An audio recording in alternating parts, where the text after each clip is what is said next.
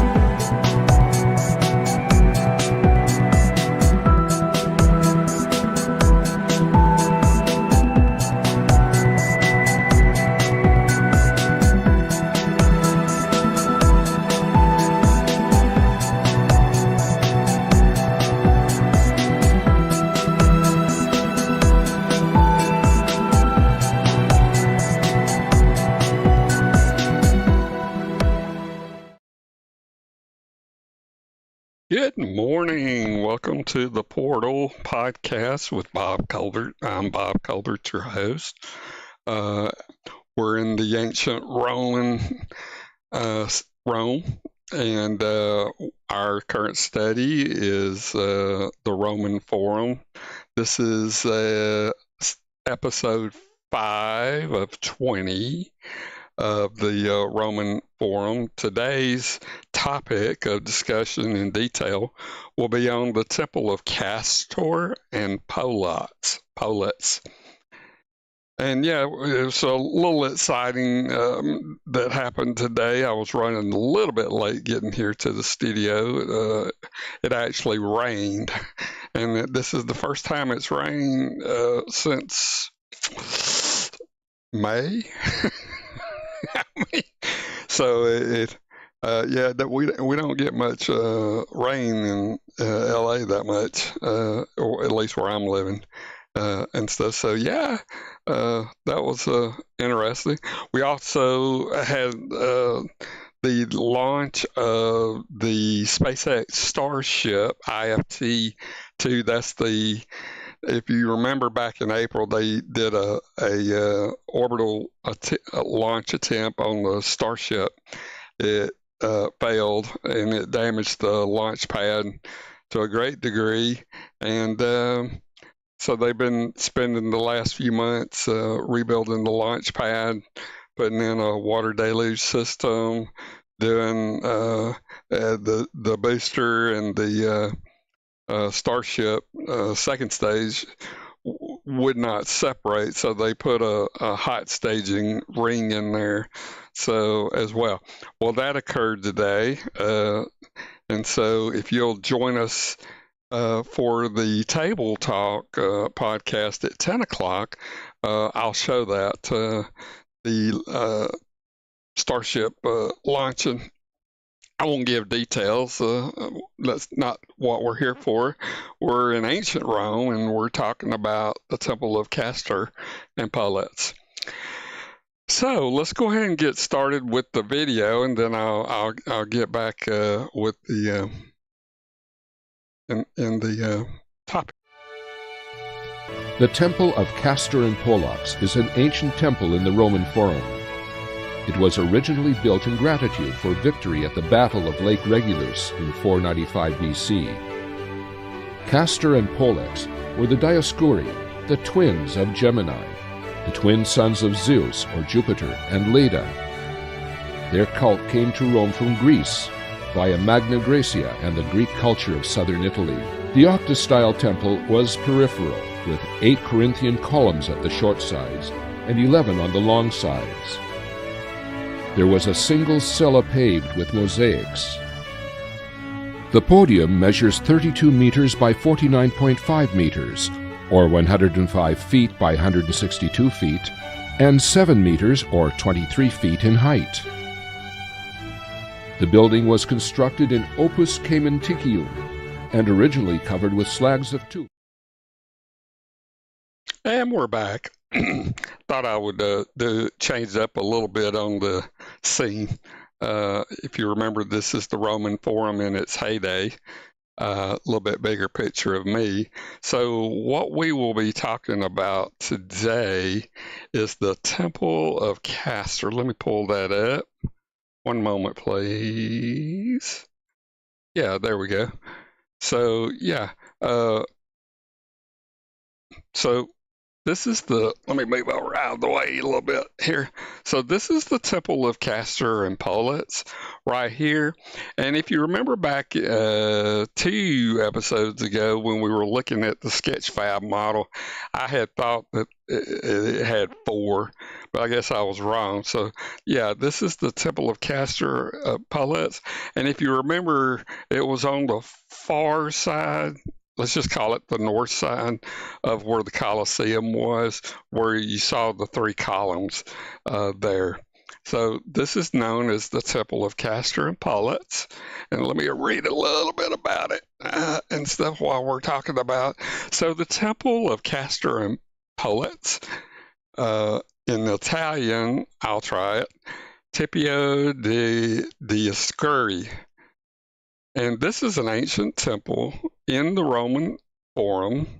Of course, it's in Rome. It was originally built in gratitude for victory at the Battle of Lake Regillus in 495 BC. Castor and Pollux, Greek Polydeuces, were the Discuria and the twins of Gemini, the twin sons of Zeus, Jupiter, and Leda. Their cult came to Rome from Greece via the Magna Graecia. Excuse me just a second. Coffee from Starbucks. And you can tell it's getting Christmas time because so now you can see the Christmas. So yeah. So their cult came to Rome from Greece via Magna Graecia and the Greek culture of southern Italy. The Roman temple is this Roman temple is one of a number of known Discuria temples remaining from the antiquity period. As far as founding, the last king of Rome, Lucius Tarquinius Superbus, and his allies, the Latins, waged war on the infant Roman Republic before the battle. The Roman dictator Aulus Postumius Alvus Regillianus vowed to build a temple to the Discuria, Castor, and Pollux if the Republic were victorious. According to legend, Castor and Pollux appeared on the battlefield as 2 able horsemen in aid of the Republic. Let me pull it out where I can see it. Sorry about that. Where they, after the battle had been won, they again appeared on the Forum in Rome, watering their horses at the spring of Juturna, thereby announcing their victory. The temple stands on the supposed spot of their appearance. One of Postumius' sons was elected the Duumvir in order to dedicate the temple on July 15th, the Ides of July, in 484 BC. And as far as history, during the Republican period, the temple served as a meeting place for the Roman Senate. And from the middle of the 2nd century BC, the front of the podium served as a speaker's platform, like you would see in our Senate or, in Congress podium. During the speaker's platform. During the imperial period, the temple housed the office for the weights and measures. and was a depository for the state treasury. Chambers located between the foundation piers of the temple were used to conduct this business based on fines from the drains. One of the chambers was likely used by Dennis. The archaic temple was completely reconstructed and enlarged in 117 BC by Lucius Caecilius Metellus Demaliticus after the victory over the Dalmatians. Gaius Verus again restored this second temple in 73 BC. Commemorating the initial victory at Lake Regillus, a large cavalry parade was held each year on July the 15th and featured as many as 5,000 young men that carried shields and spears. Two of the young men riding white horses led the parade, and these were represented by Castor and Pollux. In 14 BC, a fire that ravaged major parts of the Forum destroyed the temple, and Tiberius, the son of Livia by previous marriage and adopted son of Augustus and the eventual heir to the throne, rebuilt it. Tiberius's temple was dedicated in 6 AD. The remains are visible today are from the temple of Tiberius, except the podium, which is from the time of Metellus. In conjunction with this imperial rebuilding, the cult itself became associated with the imperial family. Initially, the twins, Castor and Pollux, were identified with Augustus's intended heirs, Gaius and Lucius Caesar. After their premature deaths, however, the association with Castor and Pollux passed to Tiberius and his brother Drusus. According to Edward Gibbon, the Temple of Castor served as a secret meeting place for the Roman Senate. Frequent meetings of the Senate were also reported by Cicero. Gibbon said the Senate was roused to rebellion against Emperor Maximus Thrax and in favor of Emperor Gordian I and his son Gordian II at the Temple of Castor in 237 AD. If still in use by the 4th century, the temple would have been closed during the persecution of pagans in the late Roman Empire. The temple was possibly already falling apart in the 4th century when a wall in front of the Lucus Juturnae was erected from reused material.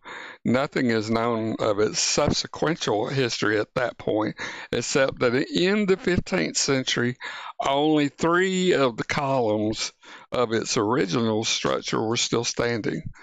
The street running by the building was called Via Trium Columnarum. In 1760, the conservatory, having found the columns in a state of imminent collapse, erected scaffolding and effected repairs. Both the Piranesi and the young English architect George Dance the Younger were able to climb up and make accurate measurements. Dance had a model cast from the finest example of the Corinthian order, perhaps in the whole world, as he reported that to his father. Today, the podium survives without the facing, as do the 3 columns and a piece of the entablature, one of the most famous features in the Forum. The octa-style temple was peripteral with 8 Corinthian columns at the short side and 11 columns on the long side. So there was 8 columns in the front and 11 columns along the sides. So it was a pretty long building, looking at the width of the columns there, assuming that's the 3 of the 8 in the front there. The podium measured 32 meters by 49.5 meters. That's 105 feet by 162 feet, and 7 meters or 23 feet in height. The building was constructed in opus caementicium and originally covered with slabs of tuff, which were later then removed. According to ancient sources, the temple had a single central stairway to access the podium. But further excavations have identified 2 side stairs as well. In archaeology, the temple complex was excavated and studied between the years 1983 and 1989 by a joint archaeological mission of the Nordic academies in Rome, led by Inga Nilsson and B. Paulson. Other temples of Castor and Pollux. The Roman temple is one of a number of known discourier sites remaining from the antiquity period. Among the others are the Baroque Basilica Church of San Polio Maggiore in Naples. It's built on the site of a temple of Castor and Pollux. Its porch and pediments survived till 1688 in Sanio earthquake. Only 2 of those Corinthia columns remain today, incorporated into the facade of the church. The vanished Anakin near the Acropolis in Athens, Greece, was a discourier temple. Writing in about 150 A.D., Pausanias described it as ancient.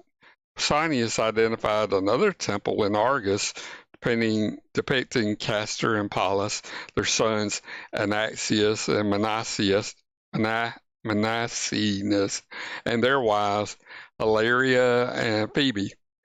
The extensive ruins of the Valley de Templi in Agrigento, Sicily, included the site of another temple of the discourier. In his 1988 description of the discourier temple in ancient Greece, colonial city of Naucratis in Egypt, Ernest Arthur Gardner remarked that such temples were common enough to have a characteristic orientation. Temples to the gods tended to face east. Temples to heroes and demigods, such as Castor and Pollux, faced the west. All right, so that's another reading. And again, to the right, this is the temple of Castor and Pollux that we discussed today. I tried to find a video on it. I may continue to try that and bring it up the next week. Or I just may move on. So sorry for being a little bit late. I had went to get some coffee from Starbucks, and I didn't realize that it had rained, so traffic was a little bit lengthy, and I just ran just slightly a little bit late. You'll probably notice I also fixed the audio. Hopefully it sounds better. I mean, before it was sounding like I was in a chamber, bath, or a hallway or something, and so I kind of made it warmer. So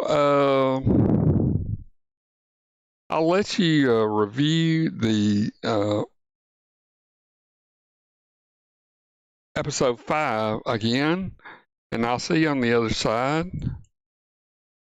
Oop. One moment.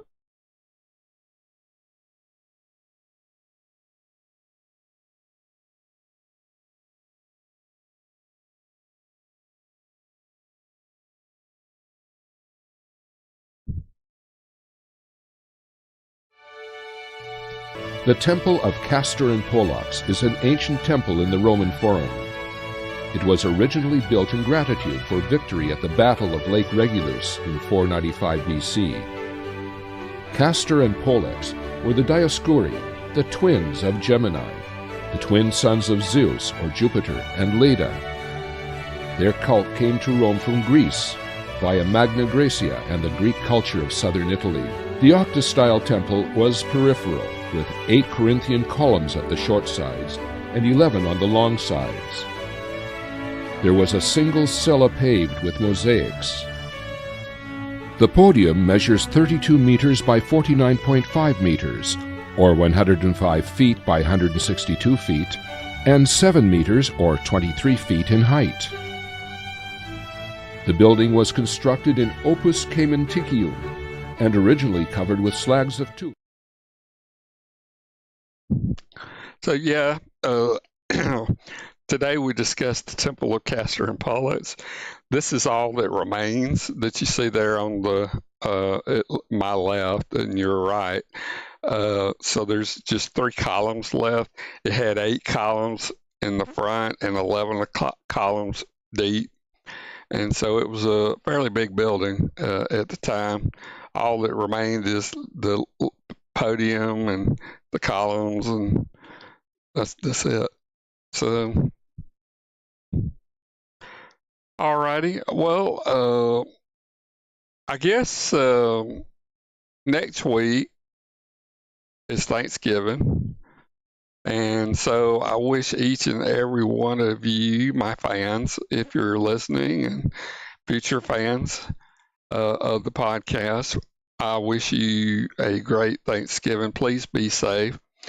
I'll let you know in Los Angeles, we had an unfortunate event where there was a pallet fire.